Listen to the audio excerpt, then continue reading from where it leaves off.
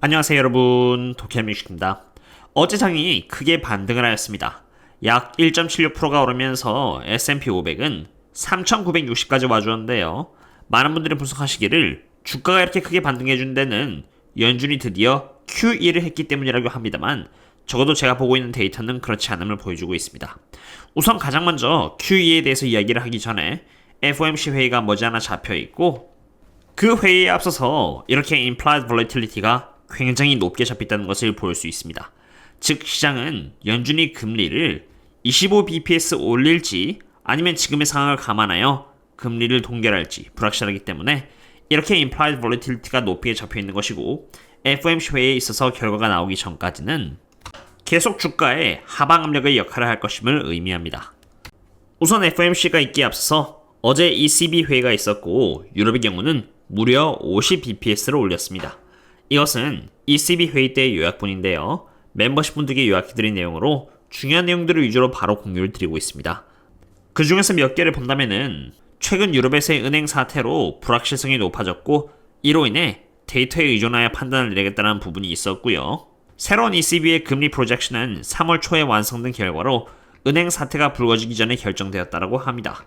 그 결과 2023년에는 인플레이션이 평균 5.3%가 될 것이고, 2024년에는 2.9%, 그리고 2025년에는 2.1% 정도가 될 것이라고 예측을 하고 있습니다.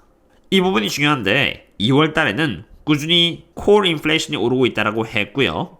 2023년의 콜 인플레이션의 경우는 4.6%로 12월 달에 예측된 프로젝션보다 더 높은 상태라고 합니다. 그리고 가장 중요했던 부분은 이 부분으로 ECB가 예측하기를 인플레이션 너무 오랜 기간에 걸쳐서 끈질기게 머물러 줄 것이라고 코멘트를 남겼는데, 이 부분은 제가 여태까지 분석을 했던 결과와 일치합니다. 그리고 이러한 ECB의 발언은 FOMC에도 영향을 끼칠 가능성이 크기 때문에 ECB에도 주목할 필요가 있다고 생각합니다.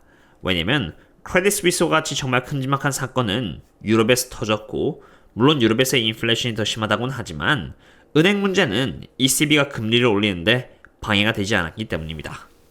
그럼 이제 다시 QE로 넘어가 보겠습니다.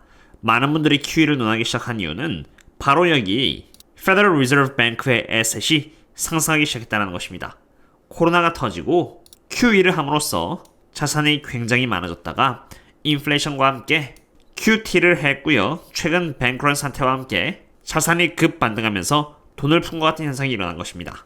하지만 그 지표만 가지고 연준이 돈을 풀면서 다시 QT에서 QE로 전환했다 하기에는 잘못됐습니다.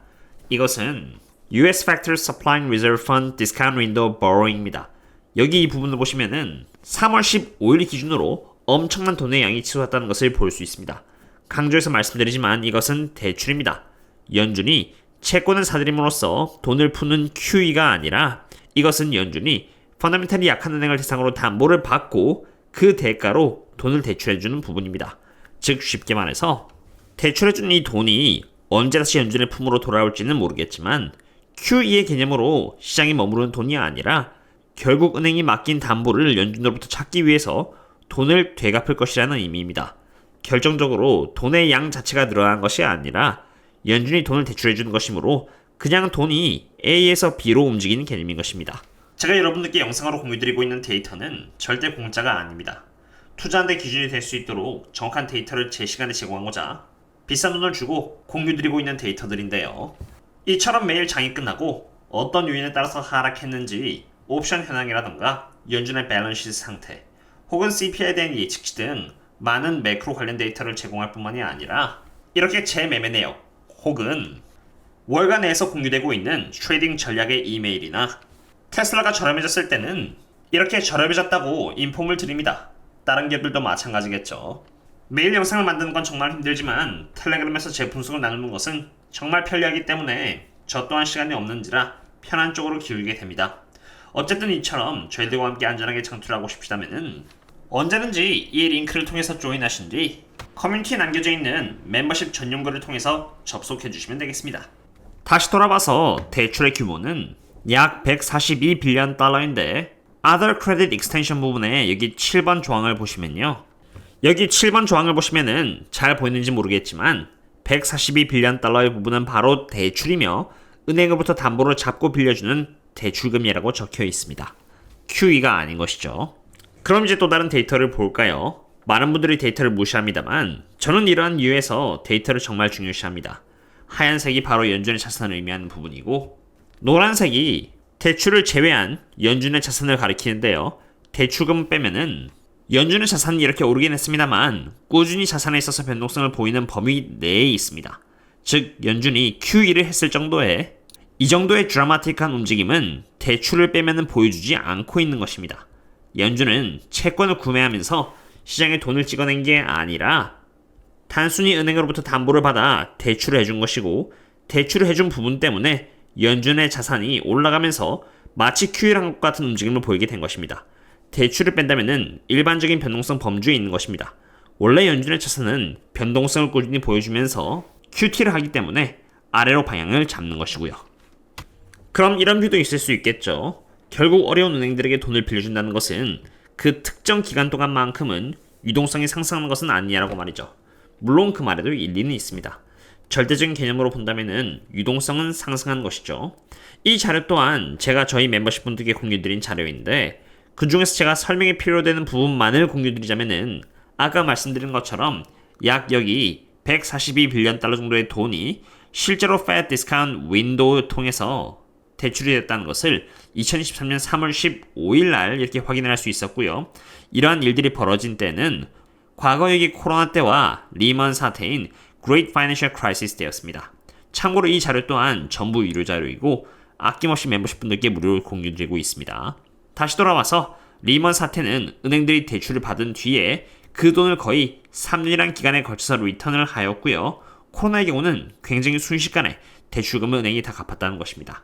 지금 현재 뱅크런은 리먼 사태보다는 덜하기 때문에 저도 언제 상한이 될지는 정확히는 모르겠지만 빠른 시일 내에 상한이 될 것이라고 생각합니다.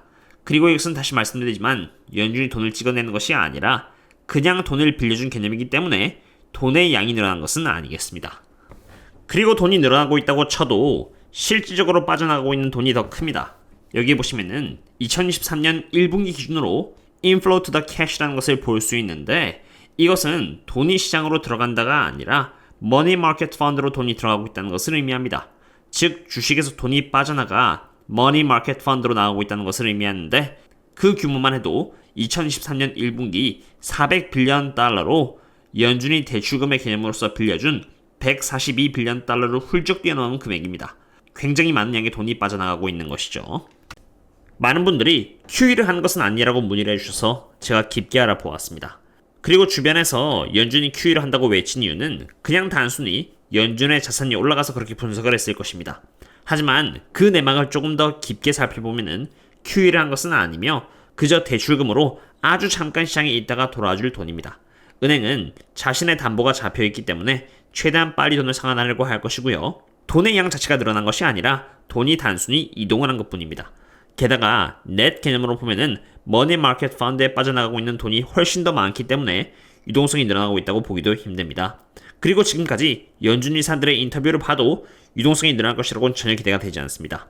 그냥 딱 표만 보고 QE를 했다고 보는 것이 아니라 정말 많은 자료들을 읽고 이해를 해야 합니다. 그렇게 해야만 불필요한 오해를 불러일으키지 않을 것이기 때문입니다.